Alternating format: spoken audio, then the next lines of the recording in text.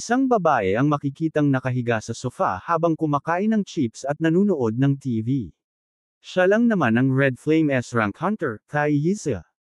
At siya rin ang nakatatandang sa magkakapatid. Sa kanyang tabi ay ang bunso, Thai Yijan. Habang tinitingnan ni Yijan ang kanyang kapatid, hindi siya makapaniwalang ito ang tinatawag nilang Red Flame S-Rank Hunter ng bansa, at ang kapitan ng ikapitong dibisyon ng top-ranked guild na Guardian. Dahil na rin sa kanyang pagiging elegante, kaakit-akit na mukha, at napakagandang fashion sense, isa siyang superstar na hinahangaan ng marami. Ngunit heto siya, nakahilata lang sa kama, patamad-tamad sa loob ng bahay. Napakalayo sa imahe ng mga tao sa kanya. Maya-maya, kinuha niya ang remote at inilipat sa balita. Naiinis ang kanyang ate, sapagkat sinira raw nito ang napakaganda niyang bakasyon. Pero pinaalalahanan siya ni Yijan na isa lamang siyang freelancer at wala namang maayos na trabaho. Sinabihan niya ang kanyang ate na tumulong sa mga gawaing bahay, o kung ayaw man niya, kahit lumabas lang at mag-ehersisyo. Patuloy ang pagtatalo ng magkapatid. Ilang saglit pa, tumunog ang cellphone ni Yijan. May balita, isang gate ang bumukas sa Mapogu, Seoul. Ang Mapogu itinuturing ng Red Zone. Ibig sabihin, maraming halimaw ang nagsisilabasan sa kinaroroonan ng gate. Pati sa telebisyon ay ibinabalita ito. Pinapaalalahanan ng mga tao na huwag lumabas, at ang mga nasa paligid ng Red Zone ay dapat nang magsilikas. Pagkarinig nito, nagdesisyon si Yiza na lumabas, kahit wala siyang natanggap na opisyal na summon message. Nang tanggalin niya ang kanyang suot na salamin, tila siya'y naging ibang tao, mula sa pagiging tamad, siya'y naging hunter na kinikilala ng lahat. Gusto niyang tumulong bago pa lumala ang sitwasyon. Maging si Yijan ay namangha sa anyo ng kanyang ate. Ngunit sinigurado niyang hindi na ito kailangang lumabas pa, dahil sakto, lumabas rin ang isa pa nilang kapatid na talunan, malapit sa pinanggagalingan ng mga halimaw. Sa kabilang banda, ang manunulat na si Taeyeon ay malungkot, may halong galit sa nangyari. Wasak na ang kanyang laptop. Hindi na mare-recover ang mga files na naroon. Lahat ng kanyang pinaghirapan, pinagpuyatan, at pinag-isipan, nawala sa isang iglap. Mas masaklap pa, ang isinulat niya ay dapat sana ang debut niya sa trabaho. Sigurado siyang ito ay magiging sikat at siya ang mananalo ng Web Novel Award ngayong taon, iyon ang kanyang iniisip. Dahil dito, nagwala ang emperador. Hindi nakontento sa pagpapatambas sa pugita. Kaya't hinanap niya ang boss mob upang doon ilabas ang kanyang galit. Sisiguraduhin niyang magbabayad ang sumira sa kanyang pangarap. Lumipad siya ng napakabilis patungo sa kinaroroonan ng boss mob. Sa lugar ng Red Zone, nagsimula na ang Emergency Response Unit sa kanilang operasyon laban sa mga halimaw. Matagumpay nilang napatay ang karamihan at nailikas ang mga sibilyan. Masaya sila dahil sa inaasahan nilang mahirap na laban, naging madali ito sa tulong ng kanilang kapitan, Kapitan Masokji, ng Guardian 4th Division. Ngunit pinaalalahanan sila ng kapitan na huwag maging kampante, dahil ang boss mob ay maaaring lumabas anumang oras. Hindi madaling matukoy kung saan at kailan ito aatake. Habang nagsasalita pa si Kapitan Sokji, bigla silang inatake ng isang dambuhala. Napakalaki nito at napakaraming ulo. Gulat ang lahat. Isang Hydra, lumabas mula sa isang A-grade gate. Imposible. May ilan sa kanila ang nakailag, pero ang iba'y nadurog sa atake ng halimaw. Ang boss mob ay isang AAA rank na halimaw, isang napakalaking Hydra na ngayon nagwawala sa syudad. Pinaputukan ito ng mga sundalo, pero wala itong epekto kahit kaunti. Takot at hindi makagalaw si Seokji sa kanyang nakikita. Isang triple A rank na halimaw mula sa A-grade gate, napaka-imposible. Hindi niya ito mapapatamba mag-isa. Nagpakawala ng apoy ang isa sa mga ulo ng Hydra sa kinaroroonan ng mga kasamahan ni Seokji. Ngunit nagtaka sila, hindi sila tinamaan. Si Seokji pala ang nagprotekta sa kanila gamit ang kanyang sariling katawan. Pagod na siya kahit isang ulo pa lang ang umatake. Paano pa kung lahat ng ulo ay sabay-sabay? Kailangan niyang tumagal hanggang sa makadating ang tulong. Kaya't hindi siya sumuko. Handa siyang isakripisyo ang sarili para mailigtas ang kanyang mga kasamahan. Sumugod siya sa Hydra, tumalon ng mataas, at inihampas ang kanyang malaking martilyo sa mga ulo ng halimaw. Ito ang pinakamalakas niyang atake. Dalawa lamang ang kanyang napatumba. Sa kanyang likod, isa sa mga ulo ng Hydra ang muling nagpakawala ng apoy, at doon bumagsak si Siegji. Pero hindi pa tapos ang Hydra. Itinaas nito ang lahat ng ulo at pinagtipon-tipon ang apoy sa isang dambuhalang bola. Isang higanteng bola ng apoy ang nabuo. Hindi matanggap ni Seokji, ito na ba ang kanyang katapusan? Bigla, isang napakalakas na kidlat ang tumama sa bola ng apoy, dahilan upang ito'y maglaho. Hindi makapaniwala si Seokji sa kanyang nakita. Hindi niya alam. Ang nasa harapan niya, walang iba kundi ang emperador ng kidlat. Ang emperador ng kidlat, si Taeyeon, ay kaharap na ang hinahanap niyang boss mob. Ang galit sa kanyang puso, halos hindi na niya mapigilan. Ang apoy ng kanyang damdamin ay mas malakas pa sa kidlat na bumabalot sa kanyang katawan. Samantala, ang Hydra, isang dambuhalang halimaw na may maraming ulo, tila ba natakot sa presensya ng emperador. Kahit isang halimaw na ganoon kalakas, nag-aalangan na sumugod. Ngunit hindi ito nagtagal.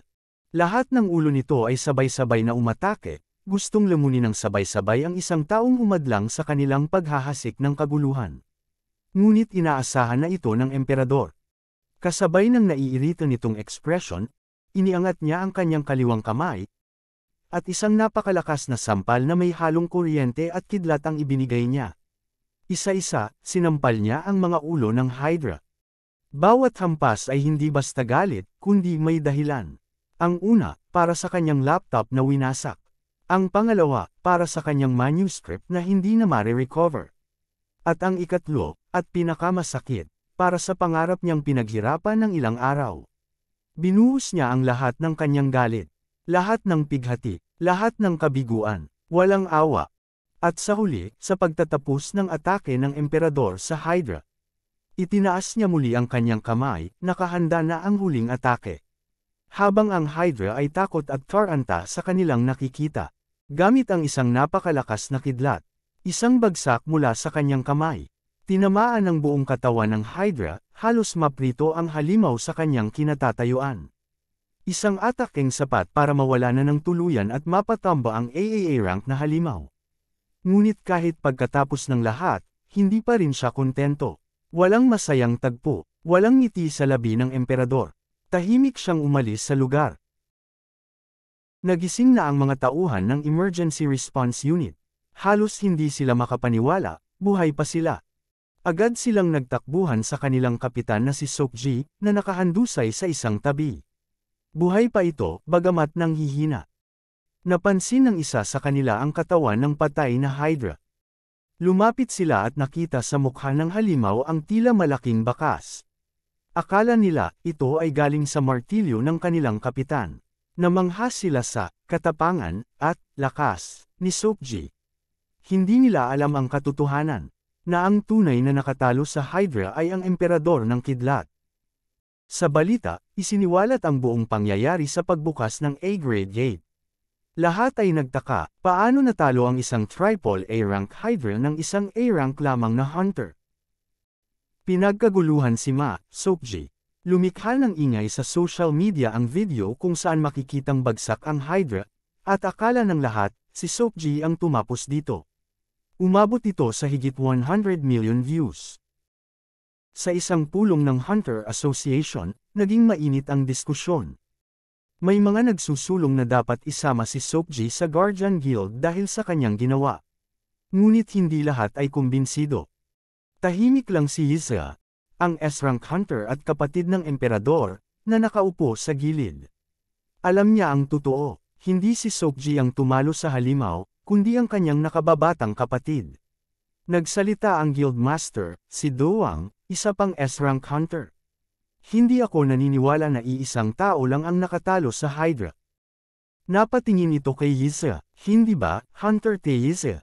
Tanong niya, puno ng pagdududa. Ngunit nagpanggap si Yizha na wala siyang alam, kahit na sa loob-loob niya ay kabado siya. Alam niyang kapag nalaman ng lahat ang totoo, magdudulot ito ng malaking kaguluhan. Hindi kumbinsido si Guildmaster Doang.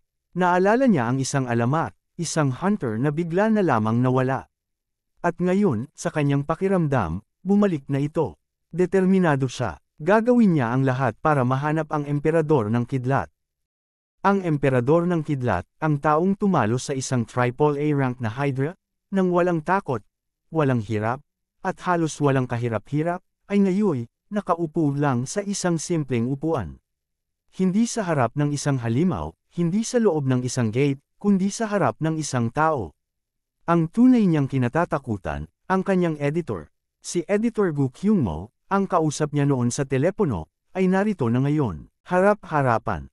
Tahimik si Taeyon, kabado, halos hindi makatingin ng diretsyo, hanggang sa nagsalita ang editor. Ang sinulat mo, malumanay ngunit diretsyong sabi ni Gu Kyungmo, ay walang buhay. Walang damdamin, walang gana, hindi makatotohanan. Nanlaki ang mga mata ni Taeyon. Parang biglang tinamaan ng sambang kidlat sa mismong upuan niya. Naalala mo ba si Kapitan Masokji? Tanong ng editor. Siya ang tumapos sa Hydra, lumaban siya pero hindi ito naging madali. Alam niyang wala siyang laban pero hindi ito ang naging dahilan upang siya ay sumuko. Doon mo mararamdaman ang tunay na damdamin. Ang koneksyon. Hindi kaagad nakasagot si Taeyon. Ngunit unti-unti, parang may naintindihan siya. Oo nga, hindi sapat ang lakas, hindi sapat ang tagumpay. Ang mahalaga ay ang pakiramdam, ang emosyon. Iyon ang nakakabit sa mga mambabasa.